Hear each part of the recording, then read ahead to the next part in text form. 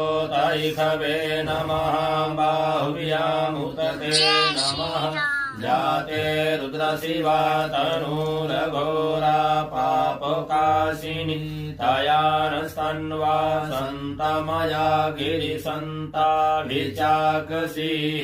जामिकुं गिरिसन्तहस्ते बिभर्गस्तवे शिवाङ्गिरतरतां कुरु माहिर्गुंसीः पुरुखं जगत शिवेन वचसा त्वा गिरिसाक्षात् यथा नः सर्वमिज्जगदाशमग्गुं सुमना असत अधियवोचदधिवक्ता